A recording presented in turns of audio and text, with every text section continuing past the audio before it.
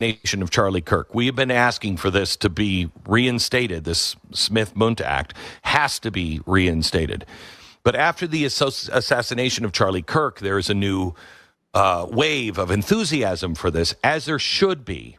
But some people on our side are now demanding more than just a firewall. You go to change.org and there's petitions for a Charlie Kirk Act. And it will not only stop government propaganda, but it goes further than that. It starts to punish private media, educators, social platforms for spreading what they call false narratives. So this is our side saying, yeah, well, now we want the power to do what they did. Okay? Hear me clearly. Accountability matters. Lives are destroyed, reputations are smeared, and that matters. But we have systems in place for that. What this proposal opens is a new door, a door where government decides what is and isn't falsehood, and the government cannot do that. History teaches us once the government claims the authority to define truth, liberty is gone. Amen. Okay? Now enter Mike Lee. Mike Lee has another proposal. Mike Lee has a version that he is submitting to Congress and trying to get it passed, and every American should be for this, right or left. Every American should be for this. He's not going to reinvent the wheel. He just wants the old firewall put back, period. That's it. The government must not and cannot propagandize its own people. That's right. Restore the very bright red line that was established in 1948. It's not about silencing speech. It's about preventing the most powerful institution on earth with the endless resources of that institution, the government, and the endless reach from turning its fire hose of influence in on the American people. Amen. This is why it matters. I want you to think of football. Oh boy, dangerous. You wouldn't let the referee in a football game put on a jersey and join one of the teams, okay? But that's what the repeal did. It let the government become both the referee and the player in the arena of ideas. Mm-hmm. Mike Lee is saying, put the stripes back on their jerseys. Make sure they're in black and white stripes so we know exactly who they are. Change.org and some people on our side want to make the ref not only a player, but the judge, the jury, and the executioner. It cannot happen. I'm telling you, if this goes through, Mike Lee is proposing something that is clean, doesn't have any of this in. So support the Mike Lee Mundt Act. But if you're hearing people talk about we have to go further, that is the Patriot Act of our day. Amen. We are standing at a road. Reinstating the Smith-Mundt protections, they're not going to solve all the problems of misinformation, but it reestablishes the ground rules, and it tells Washington, you cannot propagandize us, period. The prohibition. Look, there's no good reason in a free society like ours for our government to be manipulating its own people. And that's why I've introduced a bill to bring back this prohibition in Smith-Mundt. And in honor of our friend who lost his life a week ago, I'm naming it the Charlie Kirk Act. Charlie was a big fan of limited government, was a deep skeptic of the brooding, omnipresent government that we often face today, and would have been thrilled to be honored by a measure to bring back Smith-Mundt bearing his name, and we've got to get this passed. Yeah, this is so important. I mean, you saw it firsthand. If you were, if you were alive during COVID, you know the propaganda that was done by our government in league with big pharmaceuticals and the media. That was all propaganda, and they could get away with it because the Smith-Mundt Act had been repealed. All of the stuff that you have gone through with propaganda, where they are setting up, truth squads, where the government will say what's true and what's not. All of that happened because of the repeal of this act in 2011. You want to stop it, you have to put that back in, and he is calling it the Charlie Kirk Act. I have yet to hear a really good, effective defense of the repeal of Smith-Mundt. Not in 2012 when it was passed as part of the of the National Defense Authorization Act for fiscal year 2013, and not since then. People are actually afraid to defend it, and they're afraid with good reason, because the American people don't take kindly to that. The American people don't take kindly to their overly paternalistic, sort of dark overlord government trying to tell them what to think, trying to tell them, here's the official position of the United States government. We're not actually going to tell you that that's what's doing it. We're just going to use the same techniques that we use overseas to try to get what we want in other countries on American voters. That's wrong, because you're taking money from the American people, you're spending it to tell them what to think and therefore how to vote, and that's wrong. Wow. We'll let you kick this one off, Celeste. What are your thoughts on bringing back the Smith-Mundt Act? I'm very happy with bringing it back. I do like the safeguards. I've not read the bill, so let me start by saying that. But what I'm hearing is the safeguards that it would put back in place, I'm very happy with. But I think it speaks to something even broader, which is that none of this would be necessary if the government weren't bigger than the Constitution allowed anyways. We are operating outside of the 19 enumerated functions of the Constitution. Yeah. So if we were actually in line and operating as the Constitution our government gave us to function, none of this would be an issue as it is. The government wouldn't be propagandizing at all. The government wouldn't be doing all of the things that it's doing, which are actually unconstitutional. The Constitution says, and the Supreme Court has upheld consistently, that anything beyond those 19 enumerated functions are to be handled by the states. So these people are already outside of their jurisdiction. And so while I am grateful that more limitations, this act would put back limitations that were previously there, I think that instead of thinking about how to stop the government from doing this and doing that, we need to consistently work to force the government to operate inside its proper legal function, because everything else is actually unconstitutional. Right. And if the people knew that, they could wrestle that power back from the federal government, which was only supposed to operate as a secretary, as an administrative function between states. That was the only thing that the federal government was ever supposed to do. Was it supposed to just be a secretary so that if this state and this state had an issue, it could administrate proper functioning between them? But actually governing, the function of governing is for the states. And if people clearly understood the Constitution, as Mika said, now everybody's an expert. If people clearly understood that, they could wrestle that power back and put it appropriately in the states where it belongs. Oh, man. I'm with you on that, Celeste. My issue is most people are not, I'm going to say most people are ignorant to the Constitution, and they don't know what the federal government's responsibilities are. Most people couldn't tell you what the 3 branches of government are right now, unfortunately. This is important. This is a very important issue. It's very important that we understand why this is an important issue. We cannot allow others to tell us what truth is. And I say this all the time. We've got to do our own homework, because if we don't do our own homework and learn what we are supposed to be as a nation, they're going to continue to use word games and terminology games to help us to think the way they want us to think. And that's where their power is at. We're going to get into this probably later on, that when the clip that I gave you guys. There's a lot of power in words and how things are understood. And we have got to stop letting them play us by giving us the language that they want us to use. Because when we use their language, we end up thinking the way they think. And whenever they use that language, we have to correct that language. I mean, no matter what it is.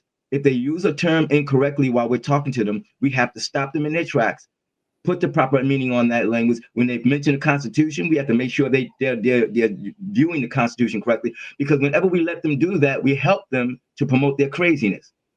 And there are too many people being affected by it. I thank God for the intelligent sisters and brothers we have on this panel today who are breaking down the differences between what they think and what we think. But we have to keep sticking this to them every time we get a chance to do it, because for every one of us that's out there, there are 20 million of those other ones that's spewing craziness. So we need to keep this going. Don't let yourself get discouraged. Don't let anything or anybody discourage you. I first want to say you're absolutely correct. My slogan for my podcast is this is where truth, pop culture, and politics meet. Come on. Because people don't understand that everything is political. Everything.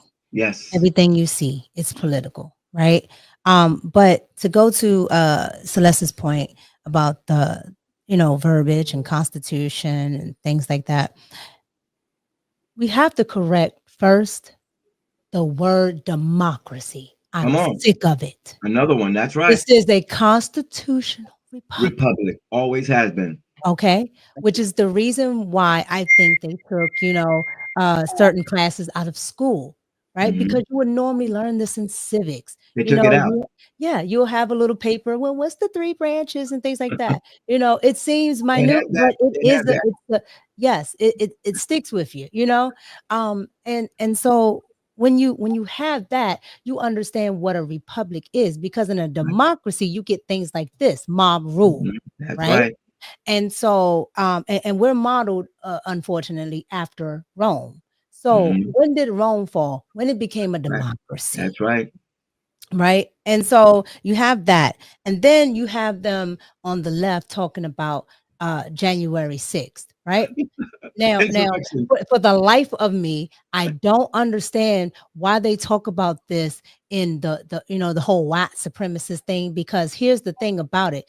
As a country, it is your duty. If you see your government becoming tyrannical, it is your job to actually go there and do something about it. That is the reason why we have the right to bear arms, right? It's not just so I can protect myself against the YNs, which is still good, but it's to protect myself against that tyrannical government, because one day, always and always will, the government becomes a tyrant. That's right. And they knew that was going to happen. So when people talk about January 6th, I'm like, you guys get into the feelings about it, right?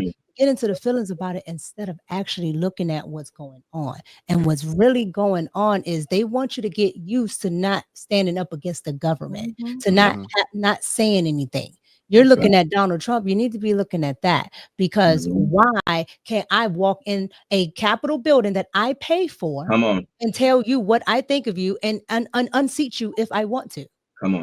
Right? Because they want you to be okay with letting things just happen. And that's what happens when you get in a democracy. And my last point is when Celeste said, force the government to do certain operations. Well, the people are the problem. It's not even the government. It's the people. The people right now are the problem. Ever since 1913, when we allowed the central banking system to actually loan our people money, and we took it from having a treasury, which is just basically somebody holding my money, to actually somebody loaning me money and funds. When you allow that, you allow a plethora of things to start happening, because everything now is attached to the money. So now the politicians are beholden to the money, not the people. And so 1913, I think, is a turning point. And if we don't actually start holding these people accountable, I don't see the country going too far. Yeah, I think we've allowed ourselves to get lulled to sleep, distracted. I mean, there's a lot of distractions going on. So it's not just that they dumbed us down with nothing. Right? We got some things we're doing, but this should definitely be at the top of our list of being mindful of what are our elected politicians doing. Because again, as Celeste pointed out, most of us don't realize a lot of stuff that they're promising, a lot of things that are being offered to you are not duties and responsibilities of the government.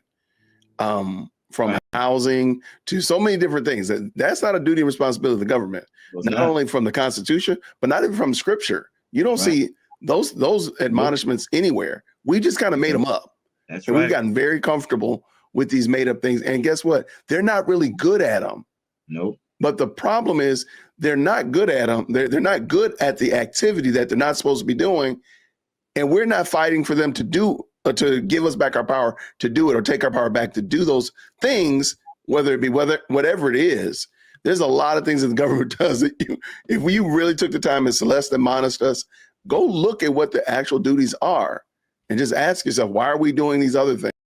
Yep. Why are they involved in so many other areas? And then what Mika said comes in and starts making way more sense about how we've gotten here. So that'd be my admonishment for sure. All I will say is that is why they did what they did. Their goal was for you to own nothing and be happy. So that means if they want you to be dumbed down, they don't want you to know anything. And that is why they started pulling things out of school, changing the education system. They started propagandizing us. And listen, I watch family members who should know better, and they don't know better because they will sit down here and tell me, but the View said, I don't care what the View said. I don't care what the View said. Go look it up. Go do some research. But that's the thing. They wanted a society that is dumbed down so that they can easily control. Most of the people don't understand the things that Donald Trump is doing is twofold, right? One, he's an older gentleman, so he don't really care what you think about it. The second thing is he's putting everything back, right? In place. I keep telling people the whole abolish the Fed. The Fed shouldn't be there. To go to that point, the IRS is a private institute. It's not a part of the government. I hear people say all the time, oh, the IRS. They don't know that. It is not a part of the government, and it cannot compel you to pay these taxes. You actually agree on these forms. You're agreeing to do business as your actual name. Whatever your name is, you are agreeing to do business as. That's why they can come after you, because you gave them permission to. Yes. You gave them that permission. So I tell people all the time, if you actually just go, it's in the archives, it's in it's digital now. You can look all of these things up and actually see that all of this is erroneous. And my last point is that the tariffs. People are like, well, why Donald Trump is so focused on the tariffs? Because the only way to get rid of the Fed, the only way to get rid of the IRS is to actually put the country back on where the money was actually coming from before. That's right. Because right now, the people are 98% of the cash cow to keep the government running. If everybody said today, I'm not going to work, the country would crash. It would collapse. Yeah, that's it. Because that's where the money's coming from. Donald Trump is saying, no, get the money from the exports, things like that. All of these taxes are illegal. If according to the Constitution, you're not supposed to be paying anything on your services, right? Yes. It went from actually being an article, I think it's Article 2. It went from actually being you tax the goods that come in and out and things like that. And once the 1913 came and they quote unquote ratified, you now see it says, oh, we can tax everything, including services. And that was supposed to be temporary. There you go. So now you have it. Now you have wartime measures with no sunset clause. That's another thing that they do. They put these measures in place and don't give you a sunset clause, and the people don't demand it. So at the end of the day, that's why it comes back to the people. You don't know, but when you know better, you do better. Do better. A lot of these people get the information and they reject it. Yep. They would rather be a slave, and they get really upset when I say that. But they would come in real quick. when we were talking about the things that Charlie Kirk was saying and all that, they're like, oh, this one man came into my life and he was like, you'd make a good slave. I was like, why would I make a good slave? He said, because you don't know anything and you love your oppressor. I said, I love my oppressor. I said, no, you're the one that loves your oppressor because you don't know the truth. You are still sitting here and you're beholden to Democratic Party that still keeps you in this place of being enslaved. You don't know the things that your government should be doing. You have no idea what is supposed to be happening, but you would rather just sit down and talk about the oppressor. That's right. Instead of fussing about the oppressor, go pick up a book and read. Go learn something. And that's what I'm saying. Who's really the oppressor though? The people telling you to go do some reading and some research, or the people that will beat your tail for doing some research and asking questions? And beat your tail for doing something on your own, based upon your own, what you think is the best for your own family. I can't do that. Can't do that. What do you think about the whole party switch? And the reason why I'm asking that is because thank you. But the reason why I'm asking that is because the conversation that Crystal just had, I always get into that. Well, the party switch, and I say, well, if you go and actually look at the Civil Rights Bill that was introduced by the Republicans, you know, 3 so years earlier, every person that voted for it in 1964, every person that voted for it then shot it down, including JFK. That's right. Okay. And so when you look at it, they used it as a mechanism to, get, votes. But I say this to say, really, in 3 years, people went from being racist to all about Black folks. And starting from there, it's never about Black folks with liberals. It's about everybody else. Every measure that's happened in this country is based off the backs of civil rights. Every measure, they use it, they're using it for the illegals, they're using it for this, that, and the third, and Black people still in the same position. Why? Because everybody that's using that has demanded something with that, has demanded something with their vote. Black people aren't demanding absolutely nothing. No, I mean, when you think about the alphabet community movement, the entire alphabet community movement was, built on the Civil Rights Act. And when all these people out here fussing and fighting, about this DEI movement, I'm like, do y'all not understand that the DEI movement was about the alphabet community? It was all about them. Did you ever watch a DEI video? Do you ever see because they would always make us watch the DEI videos. And I'm like, And that's why I said, when you sit down and see Jamal Bryant fight for DEI, you got to know he was also he was the one who went and preached at a LGBT. That's because he got pronouns. That's what I said. There you go. Yeah, we got pronouns. But I want to hear from you guys in the comment section. What are your thoughts? Like, share, subscribe, turn the notifications on to all so you never miss an upload. Join the ARP family. Buy your brother a coffee. Link in the description box below if you'd like to support the channel. I appreciate the love and support. Join us Monday through Friday, 9:30 a.m. Eastern Standard Time for ARP in the morning. Keep God first. Stay prayed up. We'll catch up with you all next time. Peace.